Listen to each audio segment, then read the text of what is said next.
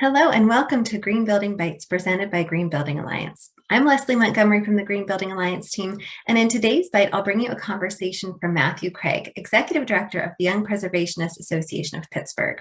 Matthew and I are going to talk about the alignments between green building and historic preservation, and he'll share some insights from the YPA's most recent top 10 list of historic preservation opportunities. Let's meet Matthew now. Hi, Matthew. Thanks for joining me today. Oh, thank you so much for inviting me onto your nice program. Well, I'm very excited to talk to you. I have so many questions. I'm so excited to have you here to talk about your organization. And I just wanted you to start by talking about the Young Preservationist Association of Pittsburgh and what your mission is. The Young Preservationist Association was started 20 years ago this year by Dan Holland.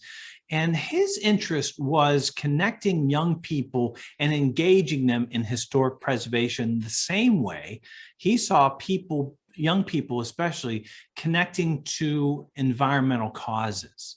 So there is this, right off the bat, there is this connection between what was happening in the natural environment and what he had hoped would happen in the built environment. We've carried this idea of empowerment ever since the beginning of the organization, that, it's about inviting young people to a seat at the table. But what I have learned in the execution of this idea is that empowerment is not something that you give to somebody. Empowerment is something that the person can rightly claim, because everybody has the right to have a seat at the table. And all we're doing here is reminding everybody, you have a right to have your voice be heard. And so if we can be a microphone, I love to use the analogy of amplification of ideas and voices. So we just try to be an amplifier for young people and their voices.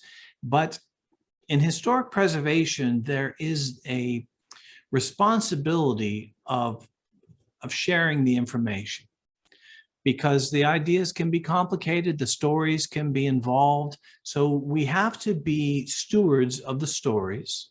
We have to share the information, and hopefully you can create a conveyor belt so that the people that you share the information to, they can then share the information to someone who can then share the information. And it's a loop that you try to create. I love that context. Thank you. And I'm also so excited to talk about the connections between preservation and green building. And I love that the story kind of starts there, particularly with the alignment of the natural environment and the built environment. And that kind of leads me really well into my next question, which is about your background.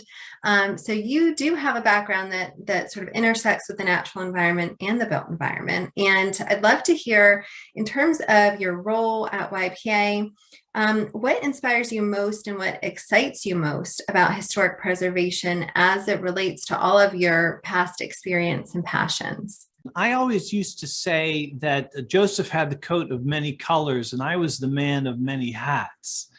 And what inspires me most about historic preservation as it relates to my own background is storytelling. I really relate to the stories about these places that we get involved in.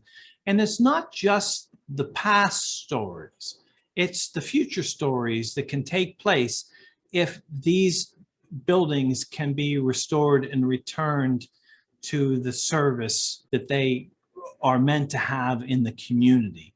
So some of your folks might know that I was the host for many years of the Allegheny Front, which was a radio program about the environment. And what was curious about this, and I didn't know this at first, but when I was long enough in my tenure of the Allegheny Front, what I noticed was when you discuss the environment, what you're really discussing was the destruction of the environment or the potential destruction of the environment. And I was actually coming at it from a place of appreciation. I stepped into this role as the executive director for the Young Preservationist Association in 2015 as an idea to continue teaching younger people, but really engaging younger people so that they can then become our future replacement as we work into this. And I guess what really inspires me about this work is to honor the dedicated men and women who built our landscape through their sweat and their good work.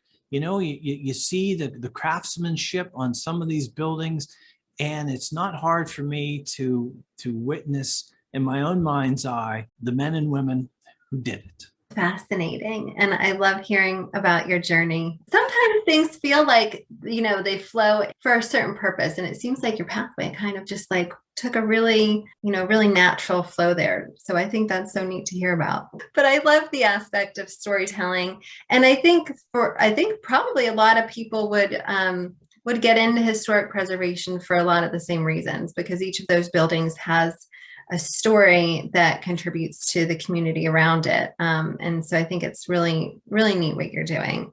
Well, thank you. And I really am very thankful for what you all do as well. Well, linking those two things together, almost one of my favorite topics to ever cover, in my time here at Green Building Alliance is the aligning goals and priorities of historic preservation and sustainable building. I would just love to hear from your perspective, what are some of the neatest ways that those two things overlap, and what are some of the challenges that people face if they're pursuing both green building and historic preservation? Well, there's a local architect named Rob Pfaffman, and I'm going to be quoting him on this line. He firmly believes that the greenest building is one that's already built. There has to be this sense about this balance between how we're able to manage the resources that we have versus the resources that we're hoping to create. And you would hope that lessons learned would be applied to the buildings as we go forward.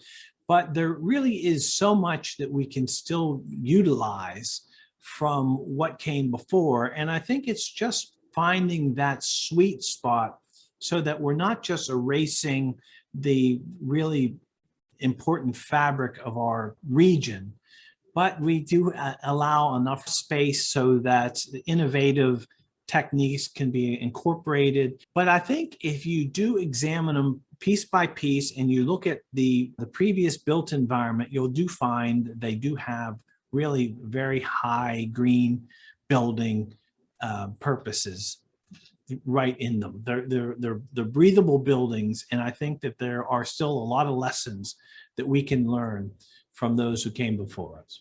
I completely agree. Yeah, we know Rob well, and I was hoping you would bring up that quote, because I do, I think it's a great point to look to buildings that already exist rather than going straight for new construction. So I love that. Every year, YPA puts out a list of the top 10 opportunities for historic preservation. And as I understand it, I think it was described as opportunities because they could really be serving their communities if they were saved. What is the process for developing that list? And is it hard to narrow it down to just 10 opportunities every year? That list is from community nominations. So we ask those folks all around the region to nominate specific buildings, and those come in and we collect them, and then we curate them. And we start to look for a sort of a larger picture that we can promote, because there are some buildings that could go on there year after year after year after year, because sometimes these things are very, very challenging. One of the great success stories that we've had over the past year is there's a building called the National Negro Opera Company House. And I'd have to see how early it was first on the list, but very early on in the life of our organization, it showed up on the list. And we just couldn't keep putting it on year after year after year. But this past, in 2020, we were able to get it on the 11 most endangered list for the National Trust, right? So now this is a national list, which all of the sudden totally renewed the conversation about this building that we had been really championing for a long time. Well, that brought in over $1.1 million in donations, because now it was almost sort of like the city of Pittsburgh was shamed into thinking, oh my goodness, here's this treasure that we have that is nationally valued, and we really better get it together. Well, whatever it takes, right? It was one of those things where thankfully we were able to kind of make it a problem that the National Trust needed to help solve. And then that renewed everything happening here. It was a great win for historic preservation and for African American historic preservation as well. Our top 10 list is meant as a springboard for the conversations that should be happening.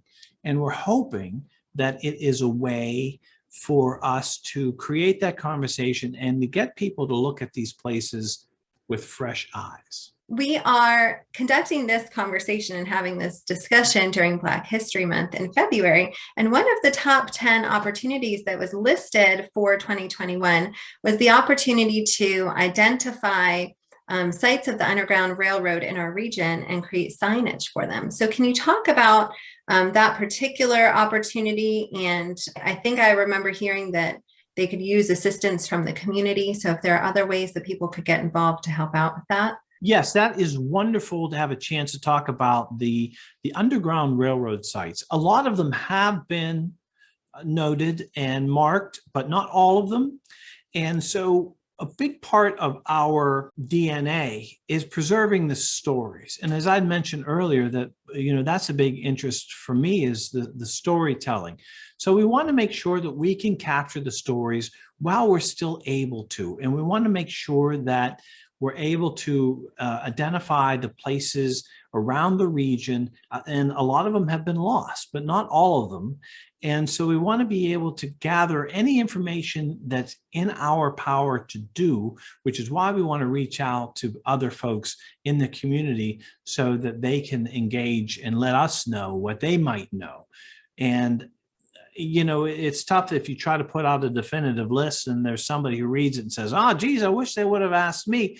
We are asking. So if you know anybody, if you know yourself, please reach out to us, youngpreservationist.org, and let us know what you might know so that we can save these stories.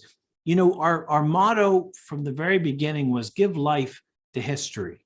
So we don't want to look at these ideas and stories like they're cold and they're dead and they're in the past. We want them to be part of what we carry forward. I also wanted to ask about the Century 3 Mall, which was on your list, because to me that presents potentially so many opportunities and possibly challenges because it was such a specific type of development. So I wonder what ideas there are or any other details you can share about how to go about preserving a property like that. The best way for me to explain what it has been like to have Century 3 Mall on our top 10 list would be this. It's like an artist putting out an album, but they are not sure what the hit single is, because we didn't make Century 3 the number one on the list, but it was the attention it has gotten has far exceeded anything that I would have expected. And I had an interview with a reporter from Channel 11, and it was a live Zoom interview. So we're talking and this is going out. She started to tear up because of her own personal experiences of being younger and going to Century 3. And the lesson for me was how impactful it is when people have personal experiences about a place. Because a lot of times there's an old building on the street and people go, my goodness, we need to get rid of that eyesore. And then we step in and say, well, did you know that so-and-so lived there, or this happened, or this thing? And they go, oh, well, then we should save it. But we didn't have to explain anything about Century 3 because people had their own personal connection, their own stories.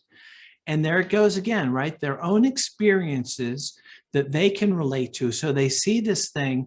And, Century 3 was built on an old slag heap. It was a wasteland. And they made that wasteland into a place that could provide community connections and interactions and life events.